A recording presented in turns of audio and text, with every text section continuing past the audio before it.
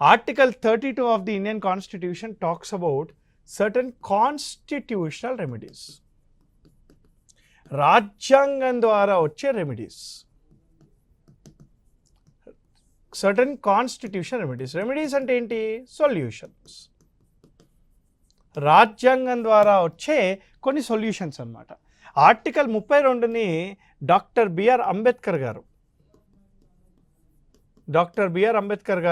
he said Article 22 is the heart and soul of the Indian Constitution.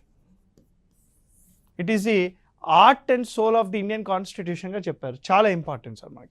మరి article 32లో solutions అంటే ఎవరికి solutions, ఎలాంటి solutions, ఎవరు ఇస్తారు ఈ సొల్యూషన్లు అనేది ఇక్కడ ఇంపార్టెంట్ మ్యాటర్.